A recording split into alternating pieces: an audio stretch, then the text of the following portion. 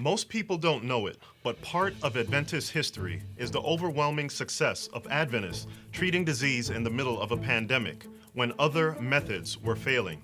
Today, I want you to see 4 of those stories. But before I roll the tape, I want to give you some context. Recently, I saw articles like this popping up all over the place. Biden administration expected to advise COVID booster shots for most Americans. COVID-19 booster shot to be offered to people fully vaccinated with Pfizer and Moderna. It's no secret that the efficacy of vaccines is waning. It's been covered all over the news. Take a look at this article from the New York Times. Israel, once the model for beating COVID, faces new surge of infections. In this article, it says that Israel, one of the most vaccinated societies, Israel now has one of the highest infection rates in the world, raising questions about the vaccine's efficacy. In this article by the Jerusalem Post, it says that as of Sunday, August 15, 2021, Israel had 525 patients in serious condition as a result of COVID. Of those, 404 are over 60, with 277 of them fully vaccinated. So, if you do the math, that is roughly 53% of the people who are seriously sick while being fully vaccinated. The same thing is happening in the UK. Almost half of COVID-19 patients admitted to the hospital in this particular week being fully vaccinated. So why keep talking about this? Am I just beating a dead virus? The reason is that many people hoped that vaccines would fix everything. And now people like the man in this article feel naked in the world of COVID. As I already said, Adventists have a history of great success during a pandemic to save lives when other methods were failing. People believed, and I quote, that the vaccinations were supposed to solve everything. We now understand that the vaccines are not enough. I completely agree. And from the beginning of the pandemic, I had a feeling that something like this would happen. And so, about a year ago, we started producing a docuseries called Healthdemic to share these stories of Adventist success, to let people know that when the efficacy of man's attempts fail, there is another option. The video you're about to see is part 1 of this series. This docuseries is hosted on our sister YouTube channel named Valid Reason, which is a recent channel that we launched to focus on reaching the unchurched. I hope that you'll take the time to watch this video in its entirety and take a look at the other parts of the series as well, as it's more relevant now than in 2020 when we recorded it. I firmly believe that it's time for Adventists to know our history and our mission and to let our voice be heard in such a time as this. So please share this video with other Adventists who you think would be blessed and enlightened. You can show it at AY, and if you know what MV is, you can even show it at MV too. I also believe that non-Christians and the unchurched need to hear these stories as well. So we've placed links to the original Healthdemic episodes from the Valid Reason channel in the description below if you want to share with friends and family. These are safe for people of other faiths or non-faiths, as those links don't have the extra stuff that I've said in this video, because, you know, I said some things today that's just for us Adventist folks. And oh yeah, by the way, if you've watched or will end up watching 2 or more of our videos on this channel or the Valid Reason channel, then you might as well go ahead and subscribe, as we have a lot more coming on both channels. Hope you stick around for Healthdemic. God bless. In February 2020, coronavirus panic gripped the world, and soon enough, people were so scared that they started buying toilet paper at unprecedented paces. And as of April 2020, millions were infected worldwide with almost 200,000 deaths. Countries around the world were shutting down and telling people to remain in their homes unless absolutely necessary. There were so many people at home watching TV that European nations asked Netflix to slow down their internet speed so that, get this, the internet doesn't crash. But this isn't the first time that something like this has happened. In 1918, a similar scenario took place. Newspaper articles from that year tell us that schools, churches, and businesses were all shut down for months as people tried to stop the spread of H1N1, also known as the Spanish flu. The fear today is that the infection and death rates from COVID-19 will reach the numbers that were seen during the 1918 Spanish flu epidemic, which the CDC estimates was 500 million infected and anywhere between 50 to 100 million deaths in a matter of months. Infection was spreading rapidly, and there was even one college in Hutchinson, Minnesota that had a 75% infection rate among its students. But here's the thing. Now listen carefully. No one died. And not only did no one die, but no one was even critically ill. This was unprecedented at the time, when for many, getting this infection meant a death sentence. This is a section from a publication in 1918 entitled Seminary Cinches Flu. Hutch Institution makes a record combating disease.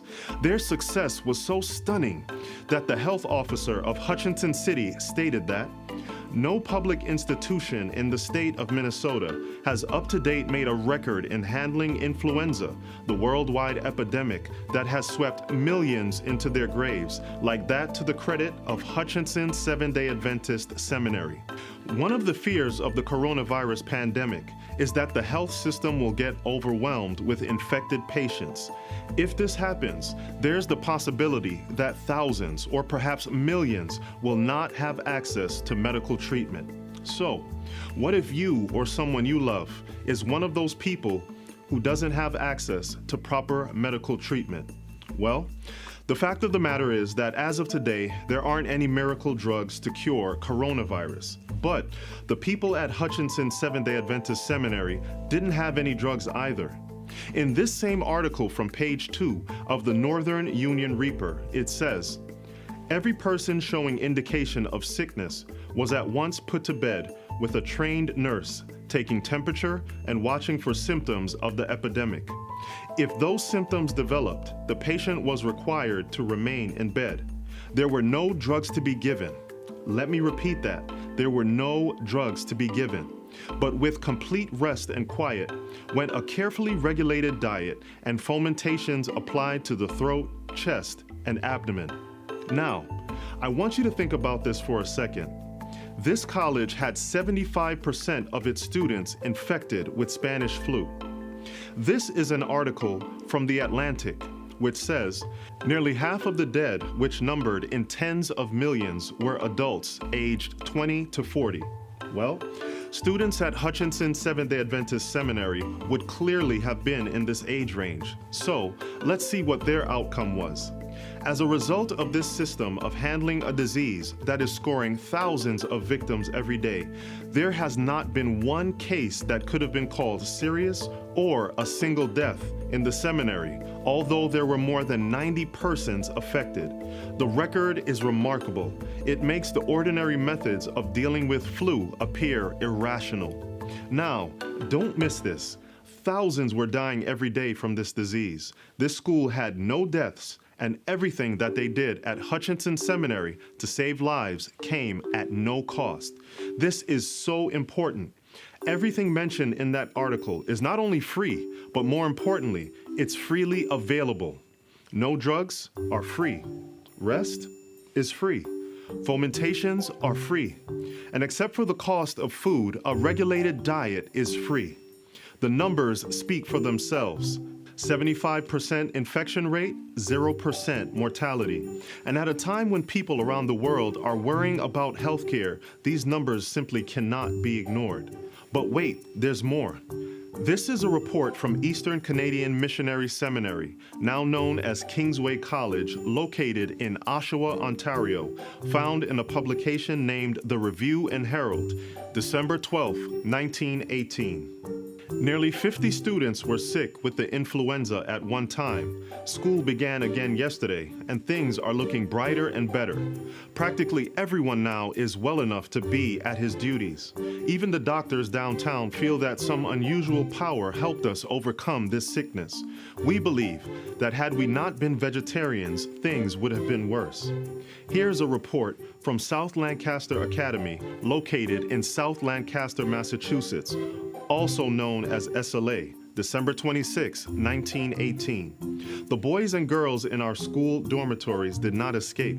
While the majority of cases were of a mild type, some were very serious, and if treated by ordinary drug methods, would undoubtedly have resulted fatally. Doctors who had patients dying day by day marveled at the fact that in our large and crowded dormitories, with practically no professional nurses in attendance, we had no fatalities. For ourselves, we attribute it under God to the fact that we put into operation the methods of treating the sick, which for years have been a part of our denominational belief. As a matter of fact, they had so much success at SLA that they confidently went out into the community to treat the sick. The health officers thanked them publicly for their assistance and said that it was largely owing to the efforts of our students that the disease was stayed as quickly as it was. Let me give you one more. This one is about Emmanuel Missionary College, now known as Andrews University, also December 26, 1918. The influenza caused our school to close for a little more than 4 weeks. We have had about 50 cases. All of them have made a good recovery, save one. Generally speaking, at the present time, the health of our students is good. We are planning to have a health campaign in which special instruction regarding healthful living will be given. We feel that it is very important not only that our students value good health, but know how to have it. So, here are the final numbers. 90 infected at Hutchinson Seventh-day Adventist Seminary, nearly 50 at Canadian Missionary Seminary, now known as Kingsway College, 50 more at Emmanuel Missionary College, now known as Andrews University, and while we don't have the numbers at South Lancaster Academy, let's be conservative and assume 25 got sick. So that's about 215 students in the age range that was experiencing up to half of the infected deaths, and there was one death. Ladies and gentlemen, that is a 99.5% success rate. So why were they so successful, and who were these Seventh-day Adventists? Well, Seventh-day Adventists are a Protestant denomination that believes in not just focusing on spiritual and mental health, but also on physical health. If you haven't heard about them, they've been highlighted in the news, in Forbes magazine, National Geographic, and in my opinion, most importantly, the Oprah Winfrey Show, highlighting the fact that as a group, Seventh-day Adventists that follow the practices of a plant-based lifestyle have lower rates of cancer, diabetes, heart disease, and dozens of other lifestyle-related diseases.